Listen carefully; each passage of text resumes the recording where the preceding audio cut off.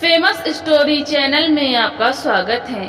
आइए आज हम आपको सुनाते हैं मुंशी प्रेमचंद की मशहूर कहानी कप्तान साहब। जगत सिंह को स्कूल जाना कुनैन खाने या मछली का तेल पीने से कम अप्रिय न था। वो सैलानी, आवारा, घुमक्कड़ युवक था। कभी अमरूद के बागों की ओर निकल जाता और अमरूद के साथ माली की गालियां बड़े शौक से खाता। कभी दरिया की सैर करता और मल्लाहों को डोंगे में बैठकर उस पार के देहातों में निकल जाता। गालियां खाने में उसे मजा आता था। गालियां खाने का कोई अवसर वो हाथ से न जाने देता। सवार के घोड़े के पीछे ताली बजाना, एक को पीछे से पकड़कर अपनी ओर खींचना, बूढ़ों की चाल की नकल करना उसके मनोरंजन के विषय थे। आलसी काम तो नहीं करता, पर दुर्व्यसनों का दास होता है और दुर्व्यसन धन के बिना पूरे नहीं होते। जगत सिंह को जब अवसर मिलता घर से रुपए उड़ा ले जाता। नकद न मिले तो बर्तन और कपड़े उठा ले जाने में भी उसे संकोच न होता था। घर में शीशियां और बोतलें थी, वो सब उसने एक एक करके गुदड़ी बाजार पहुंचा दी। पुराने दिनों की कितनी चीजें घर में पड़ी थी, उसके मारे एक भी न बची। इस कला में ऐसा दक्ष और निपुण था कि उसकी चतुराई और पटुता पर आश्चर्य होता था। एक बार बाहर ही बाहर केवल कॉर्निसों के सहारे अपने 2 मंजिला मकान की छत पर चढ़ गया और ऊपर ही से पीतल की एक बड़ी थाली लेकर उतर आया। घर वालों को आहट तक न मिली। उसके पिता ठाकुर भक्त सिंह अपने कस्बे के डाकखाने के मुंशी थे। अफसरों ने उन्हें शहर का डाकखाना बड़ी दौड़ धूप करने पर दिया था, किंतु भक्त सिंह इन इरादों से यहाँ आए थे, उनमें से एक भी पूरा न हुआ। उल्टी हानि यह हुई कि देहातों में जो भाजी, साग, उपले, ईंधन मुफ्त मिल जाते थे, वे सब यहाँ बंद हो गए। यहाँ सबसे पुराना घराव था, न किसी को दबा सकते थे न सता सकते थे। इस दुर्व्यवस्था में जगत सिंह की हथलपकियां बहुत अखड़ थी। उन्होंने कितनी ही बार उसे बड़ी निर्दयता से पीटा। जगत सिंह भीमकाय होने पर भी चुपके से मार खा लिया करता था। अगर वो अपने पिता के हाथ पकड़ लेता तो वो हिल भी ना सकते, पर जगत सिंह इतना सीना जोर न था। हाँ, मार पीट, घुड़की, धमकी किसी का भी उस पर असर न होता था। जगत सिंह ज्यों ही घर में कदम रखता, चारों ओर से कांव कांव मच जाती। माँ दूर दूर करके दौड़ती, बहनें गालियां देने लगती, मानो घर में कोई सांड घुस आया हो।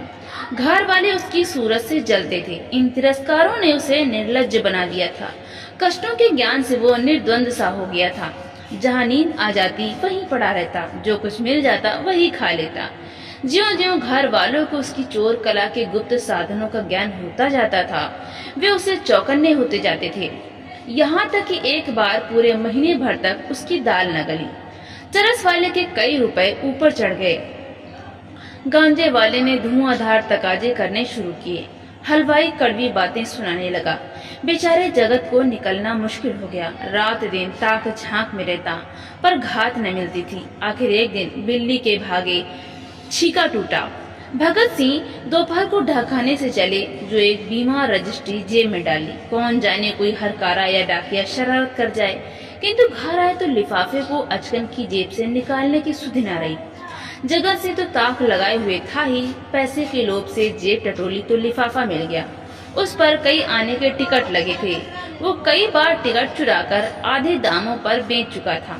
चट लिफाफा उड़ा दिया। यदि उसे मालूम होता कि उसमें नोट है तो कदाचित वो न छूता, लेकिन जब उसने लिफाफा फाड़ डाला और उसमें से नोट निकल पड़े तो वो बड़े संकट में पड़ गया। वो फटा हुआ लिफाफा गला फाड़कर उसके दुष्कृत्य को धिक्कारने लगा। उसकी दशा उस शिकारी की सी हो गई जो चिड़ियों को शिकार करने जाए और अनजान में किसी आदमी पर निशाना मार दे। उसके मन में पश्चाताप था, लज्जा थी, दुख था, पर उसे भूल का दंड सहने की शक्ति न थी। उसने नोट लिफाफे में रख दिए और बाहर चला गया। गर्मी के दिन थे। दोपहर को सारा घर सो रहा था, पर जगत की आंखों में नींद न थी। आज उसकी बुरी तरह कुंदी होगी, इसमें संदेह न था। उसका घर पर रहना ठीक नहीं। 10-5 दिन के लिए उसे कहीं खिसक जाना चाहिए। तब तक लोगों का क्रोध शांत हो जाता, लेकिन कहीं दूर गए बिना काम न चलेगा। बस्ती में वो क्रोध दिन तक अज्ञातवास नहीं कर सकता। कोई न कोई जरूर ही उसका पता निकाल लेता। यह तो मालूम ही हो जाएगा कि उसी ने लिफाफा फाड़ा है। फिर एक नोट निकाल लेने में क्या हानि है। दादा के पास रुपए तो है ही, झक मार कर दे देंगे। यह सोचकर उसने 10 रुपए का एक नोट उड़ा लिया, मगर उसी वक्त उसके मन में एक नई कल्पना का प्रादुर्भाव हुआ। अगर ये सब रुपए लेकर किसी दूसरे शहर में कोई दुकान खोल ले तो बड़ा मजा हो, फिर एक एक पैसे के लिए उसे क्यों किसी की चोरी करनी पड़े। कुछ दिनों में वो बहुत सा रुपया जमा करके घर आएगा तो लोग कितने चकित हो जाएंगे। उसने लिफाफे को फिर निकाला, उसमें कुल 200 रुपए के नोट थे। 200 में दूध की दुकान खूब चल सकती है। आखिर मुरारी की दुकान में 2-4 कढ़ाव और 2-4 पीतल के थालों के सिवा और क्या है। लेकिन कितने ठाठ से रहता है, रुपयों की चरस उड़ा देता है, एक एक दांव पर 10-10 रुपए रख देता है। नफा न होता तो वो ठाठ कहाँ से निभाता। इस आनंद कल्पना में वो इतना मग्न हुआ कि उसका मन उसके काबू से बाहर हो गया, जैसे प्रवाह में किसी के पांव उखड़ जाएं और वो लहरों में बह जाए। उसी दिन शाम को वो बम्बई चल दिया। दूसरे ही दिन मुंशी भगत सिंह पर गबन का मुकदमा दायर हो गया।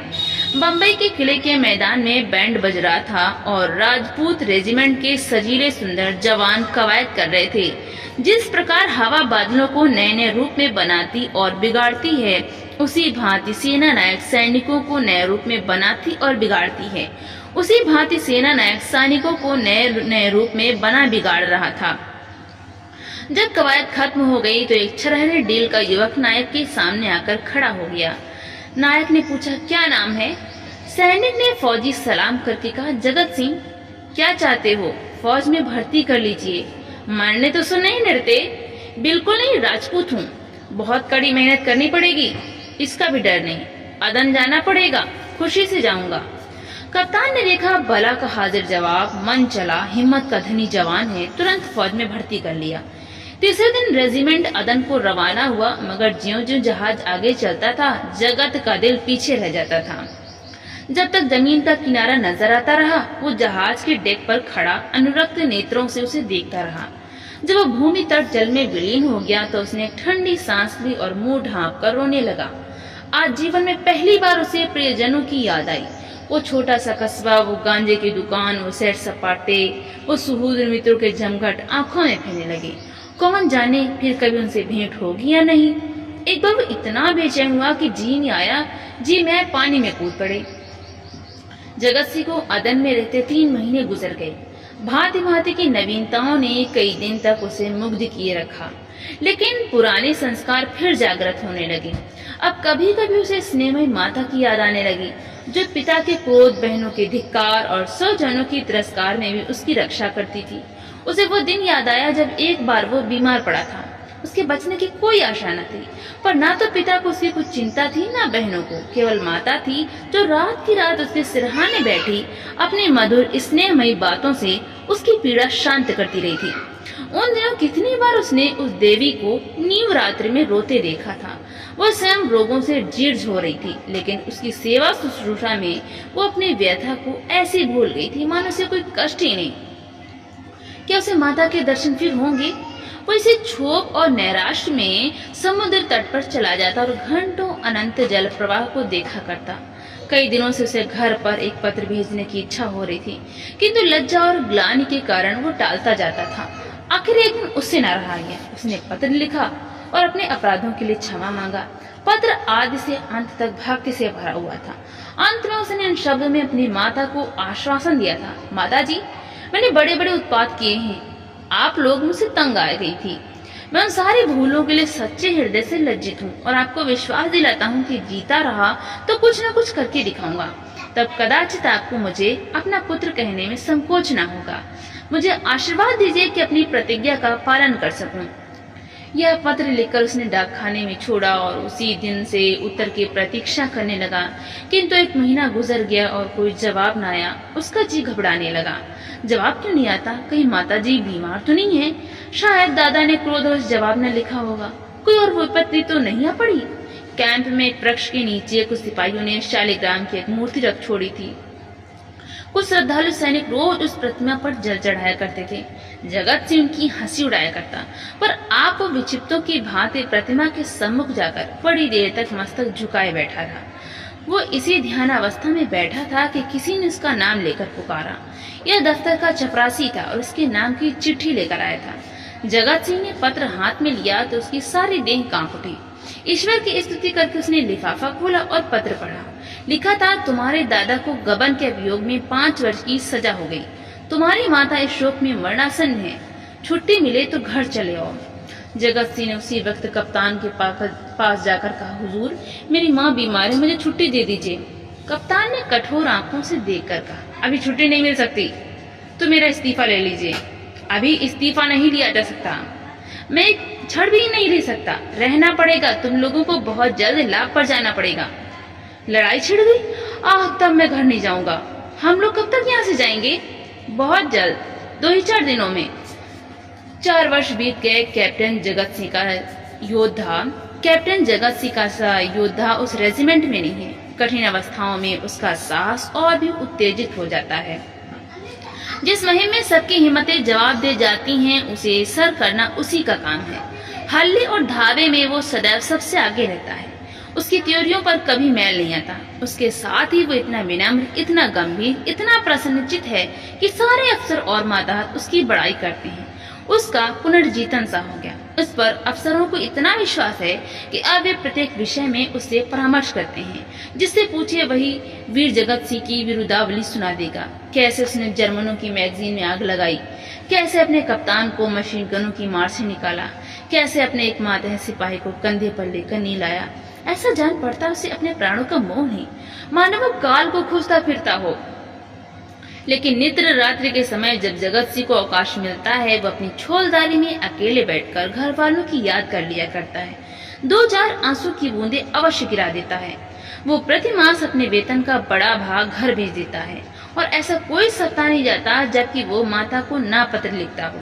जबसे बड़ी चिंता उसे अपने पिता की है, जो आज उसी के दुष्कर्मों के कारण कारावास की यातना झेल रहे हैं। हाय वो कौन दिन होगा जबकि वो उनके चरणों पर सिर रखकर अपना अपराध क्षमा कराएगा और वो उसके सिर पर हाथ रखकर आशीर्वाद देंगे। 4.25 वर्ष बीत गए। संध्या का समय है। नैनी जेल के द्वार पर भीड़ लगी हुई है।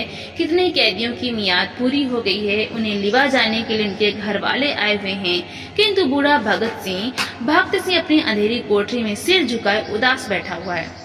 उसकी कमर झुककर कमान हो गई, देह अस्थि पंजर मात्र रह गई है। ऐसा जान पड़ता है किसी चतुर शिल्पी ने एक अकाल पीड़ित मनुष्य की मूर्ति बनाकर रख दी है।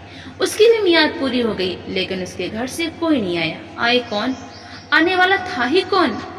एक बूढ़ा किंतु हष्ट पुष्ट कैदी ने आकर उसका कंधा हिलाया और बोला, कहो भगत, कोई घर से आया? भक्त सिंह ने कंपित कंठ स्वर से कहा, घर पर है ही कौन? घर तो चलोगे ही। मेरे घर कहाँ है? तो क्या यही पड़े रहोगे? अगर ये लोग निकाल ना देंगे तो यही पड़ा रहूंगा। आज 4 साल के बाद भगत सिंह को अपने प्रताड़ित निर्वासित पुत्र की याद आ रही थी, जिसके कारण जीतन का सर्वनाश हो गया, आबरू मिट गई, घर बर्बाद हो गया। उसकी स्मृति भी असहाय थी, किंतु आज नैराश्य और दुख के अथाह सागर में डूबते हुए उन्होंने उसी तिनके का सहारा लिया।